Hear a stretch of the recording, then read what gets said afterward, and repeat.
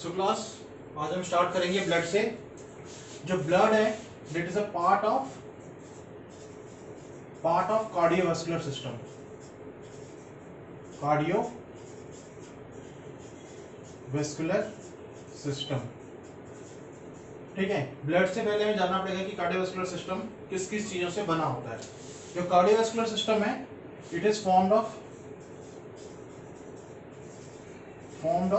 Three things, ठीक है।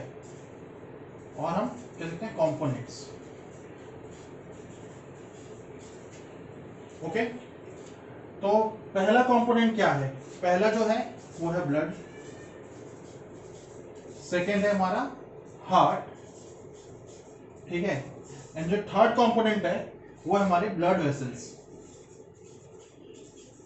जिसके अंदर से ब्लड जो है वो ट्रांसपोर्ट होता है, ठीक है। अब हम शुरू करेंगे ब्लड।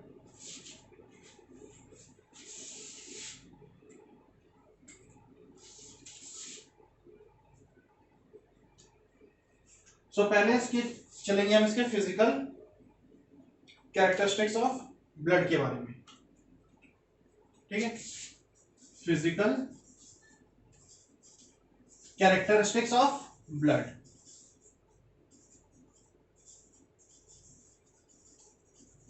अगर ब्लड के हम फिजिकल कैरेक्टरिस्टिक्स के बारे में बात करें तो क्या आता है कि इट इज सबसे पहले रेड इन कलर, ठीक है। सेकेंड क्या है? It is more viscous than water, more viscous than water, okay. Third जो प्रॉपर्टीज है वो उसकी है पीएच। तो इसकी जो पीएच होती है वो समवॉट अराउंड 7.4 टू 7.5 होती है। और the volume of blood, okay, volume of blood जो है वो भी हमारा फिजिकल कैरेक्टरिस्टिक्स में आता है। So what is the volume of blood in main? It is 5 to 6 liters, while in women it is 4 to 5 liters, ठीक है।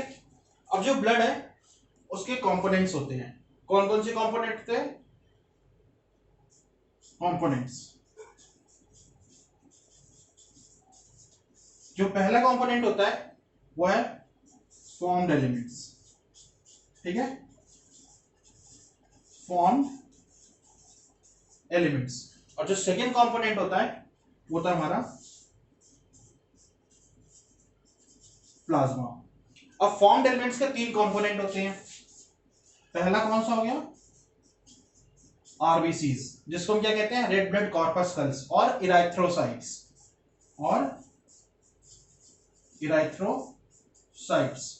सेकेंड जो हो गया वो हमारा डब्ल्यूबीसीज और ल्यूकोसाइट्स और white blood cells. There is a difference, यहां पे इसको हम कहते हैं कॉर्पस्कल्स, इसको कहते हैं सेल्स। उसका रीजन ये है कि जो सी है आरबीसी में that is devoid of nucleus, ठीक है। इसलिए हम उसको क्या कहते हैं? रेड ब्लड कॉर्पस्कल्स, जबकि डब्ल्यूबीसी में न्यूक्लियस प्रेजेंट होता है, ठीक है। इसलिए हम इसे व्हाइट ब्लड सेल्स कहते हैं, जबकि आरबीसी जो है वो रेड ब्लड कॉर्पस्कल्स कहती है, ठीक है। अब why the name erythrocytes? Erythrocytes name is derived from the Greek word which means red in color, okay. And why the name leukocytes? Because it is also a Greek word which means white. And जो third इसका component होता है वो है हमारा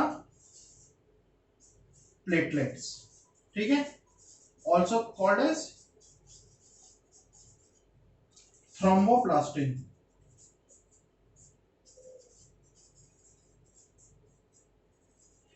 thromboplastin, ठीक है। So now ये जो हमारा है formed elements, form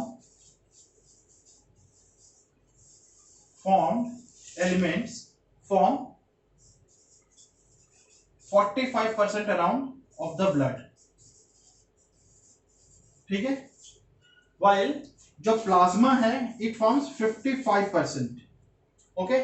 now constituents of plasma, मतलब प्लाज्मा किस किस चीज से बना हुआ है, ठीक है। तो प्लाज्मा जिस चीज से बना हुआ है वो पहला है वाटर, ठीक है। और वाटर की क्या परसेंटेज है, 99, ओके। एंड जो सेकेंड है पोर्शन इसका, वो आता है येलो कलर्ड सब्सटेंस होता है, ठीक है। वो क्या कहते हैं हमको, मिनरल्स, ठीक है।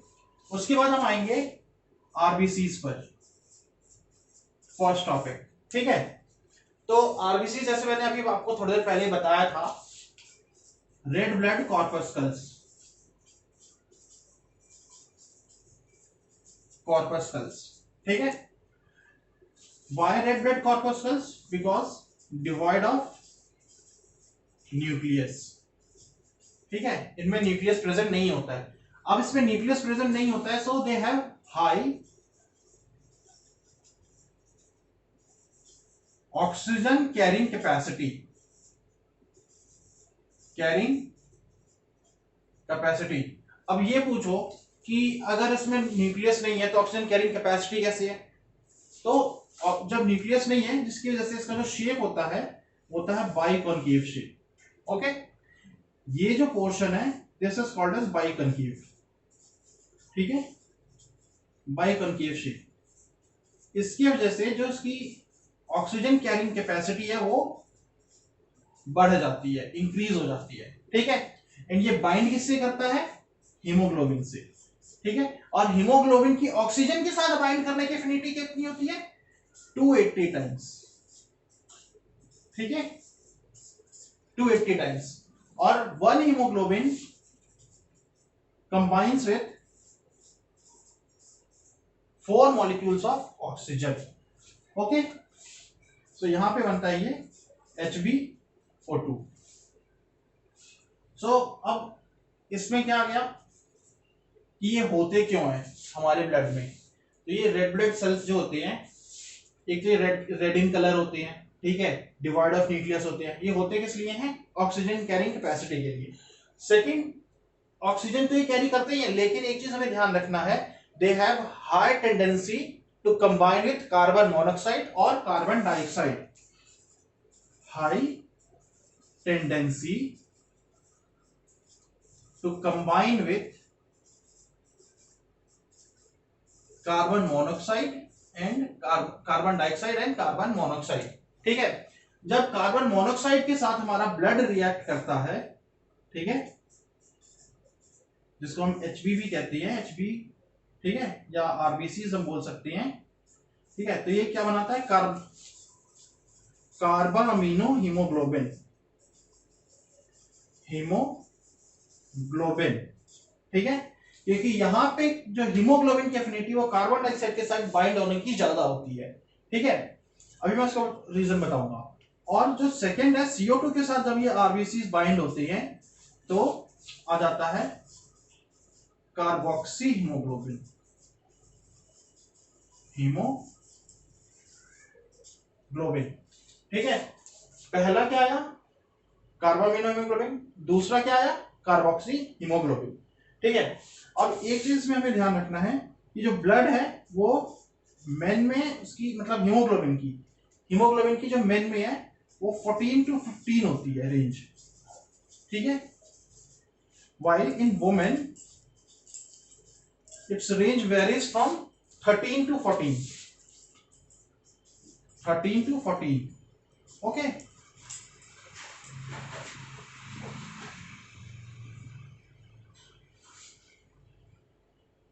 और फॉर्मेशन ऑफ ब्लड को हम क्या कहते हैं,